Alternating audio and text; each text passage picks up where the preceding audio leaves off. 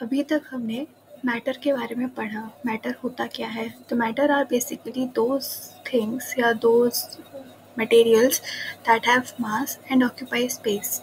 यानी कि मैटर वो चीज़ है जो उसका कुछ ना कुछ मास हो और वो कुछ ना कुछ स्पेस ऑक्यूपाई करे, उसको हम कहते हैं मैटर। अब फिर हमने पढ़ा कि फिजिकल नेचर ऑफ मैटर, कि मैटर की क्या फिजिकल प्रॉपर्टीज़ हैं, फिजिकल नेचर क्या है मैटर का। तो हमने सबसे पहले पढ़ा कि matter is made up of particle, means वो पार्टिकल नेचर शो करता है, ना कि कंटिन्यूस नेचर। अब हम पढ़ेंगे 1.1.2 how small are these particles of matter. अब ये पहले बात तो हमने ये देख ली कि मैटर पार्टिकल नेचर शो करता है। अब पार्टिकल नेचर में वो पार्टिकल्स कितने स्मॉल, कितने बड़े, कितने छोटे होते हैं, उसके बारे में हम देखते हैं। इसको देखने के लिए हम एक्टिविटी 1.2 परफॉर्म करेंगे। तो पहले रीड करते हैं क्या है। सबसे पहले करेंगे हम टेक 2-3 क्रिस्टल्स ऑफ पोटेशियम पर magnet and dissolve them in 100 ml of water. सबसे पहले हमें पोटेशियम पर मैग्नेट के 2-3 क्रिस्टल्स लेने हैं और उसको 100 ml पानी में डिसॉल्व करना है। हमें पोटेशियम पर मैग्नेट के 2-3 क्रिस्टल्स लेने हैं और उसको डिसॉल्व करना है 100 मिलीलीटर ऑफ वाटर में। उसके बाद हम लोग को take out approximately 10 ml of this solution and put it into 90 ml of clear water. हमें सबसे पहले एक 100 ml पानी में 2-3 क्रिस्टल्स पोटेशियम पर मैग्नेट के डिसॉल्व करने हैं। फिर वो जो सॉल्यूशन बनेगा उसको हमें 10 ml लेना है और 90 ml क्लियर वाटर में हमको उसको डिसॉल्व कर देना है।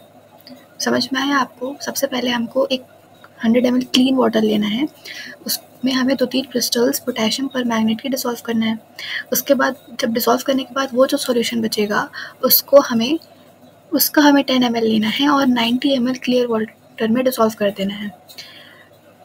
Take out 10 ml of this solution and put it another 90 ml of clean water. फिर हमें जो सेकेंड सॉल्यूशन बनेगा उसका हमें 10 ml लेना है और फिर हमें उसको 90 ml क्लीन वाटर में डिसॉल्व कर देना है। Keep diluting the solution like this 5 to 8 times. और ऐसा हमें ये प्रोसेस हमको कम से कम 5-6 बार या 8 टाइम्स रिपीट करनी है। अब क्वेश्चन हमारा ये आता है कि is the water still coloured? क्या अब भी पानी कलर्डफुल है? जैसे आप जानते हैं कि पर मैग्नेट डिसॉल्व करने से हमको पिंक कलर मिलेगा। तो जब हम इस प्रोसेस को 5-6 बार रिपीट कर देंगे तब भी क्या जो लास्ट सॉल्यूशन को मिलेगा तब भी क्या हमें सेम कलर मिलेगा? तो सबसे पहले तो एक 100 ml हमने क्लियर वाटर लिया, उसके बाद हमने उसमें 2-3 क्रिस्टल्स हमने पोटेशियम पर मैग्नेट के डिसॉल्व कर दिए। हमारा ये सॉल्यूशन बना जो कि है 100 ml का। उसके बाद हमने इसका हमने 10 ml निकाला, इस सॉल्यूशन का हमने 10 ml लिया और उसको डिसॉल्व कर दिया 90 ml क्लीन वाटर में। तो जब 10 ml हमने इस सॉल्यूशन और 90 ml क्लीन वाटर, तो 100 ml का सॉल्यूशन बन गया। जब 100 ml का सॉल्यूशन बन गया फिर हमने इसका 10 ml निकाला और 10 ml को हमने फिर से 90 ml क्लीन वाटर में डिसॉल्व कर दिया। 10 ml इसका और 90 ml क्लीन वाटर यानी कि 100 ml का फिर से सॉल्यूशन बन गया। फिर हमने इसका 10 ml निकाला और फिर इसको डिसॉल्व कर दिया, फिर हमारा 100 ml बन गया। Estimating how small are the particles of matter with every dilution, though the color becomes light, it is still visible. इसका मतलब ये है कि जब हम 90 ml में डिसॉल्व करते हैं हर 10 ml को, तो माना कि हमारा कलर जो है वो थोड़ा फेड होने लगा। सबसे पहले यहाँ पे डार्क पिंक था, फिर यहाँ पे उससे लाइट पिंक हुआ, फिर और लाइट हुआ, फिर और लाइट हुआ, ऐसे ऐसे करते बहुत लाइट पिंक होता जाएगा। बट जो कलर है वो अभी भी विजिबल है, जो कि इंडिकेट करता है कि अभी भी पोटेशियम पर मैग्नेट का पार्टिकल्स उसमें डिसॉल्व हुआ है। कलर हल्का हुआ ज़रूर हुआ है बट डिसॉल्व थोड़ा बहुत कलर शो हुआ है। This experiment shows that just a few crystals of potassium permanganate can colors a large volume of water, about 1000 litre. इसका मतलब ये है कि हमने डाला तो सिर्फ 2-3 क्रिस्टल्स ही था, लेकिन वो कितना कलर शो किया। इसका मतलब ये कहने का, इस एक्टिविटी से आपको ये पता चलता है कि बहुत ही कम क्रिस्टल्स कितना ज़्यादा पानी को कलर करने की क्षमता रखते हैं, अबाउट 100 लीटर ऑफ पानी।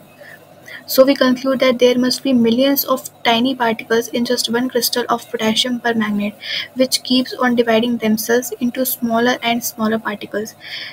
तो हम ये conclude कर सकते हैं कि पोटेशियम परमैंगनेट के एक क्रिस्टल में कम से कम बहुत सारे टाइनी पार्टिकल्स हैं जो कि अपने आप में डिवाइड होते जाते हैं और स्मॉलर पार्टिकल्स में, जिसकी वजह से वो कितना भी आप रिपीट कर दीजिए वो कलर अपना बिल्कुल तरह से हटाते नहीं हैं। The same activity can be done using 2 ml of Dettol instead of potassium permanganate. The smell can be detected even on the repeated dilution. ये सेम एक्टिविटी हम डेटॉल के साथ भी कर सकते हैं। हम पोटेशियम परमैंगनेट जैसे कि अवेलेबल नहीं होता हमारे घर में, तो हम उसकी जगह पे डेटॉल का भी यूज़ कर सकते हैं। बट पोटेशियम परमैंगनेट में हमने कलर वाइज चेक किया था कि कलर शो हो रहा है, इसलिए पोटेशियम परमैंगनेट के पार्टिकल्स प्रेजेंट हैं। बट डेटॉल के केस में आप स्मेल से डिटेक्ट कर सकते हैं कि पहले आप 10 ml, इसमें दिया गया है 2 ml, तो सबसे पहले आप 2 ml डेटॉल लीजिए, उसको डिज़ोल्व कीजिए पानी में, फिर उसका 2 ml लीजिए, फिर डिज़ोल्व कीजिए। आपको अभी भी भली जो स्मेल की जो इंटेंसिटी होगी वो कम ज़्यादा होगी, बट स्टिल आपको स्मेल आएगी, जो कि ये इंडिकेट करेगा कि बहुत 1 ml या फिर बहुत ही कम क्वांटिटी ऑफ डेटॉल में भी बहुत सारे सॉल्यूशन बन सकते हैं। सो ओवरऑल अगर हम बात करें कि इस पूरी एक्टिविटी से हमने क्या पाया, तो हमने ये देखा, जो मतलब इस एक्टिविटी का जो कंक्लूजन निकला वो ये कि the particles of matter are very small that they are small beyond our imagination.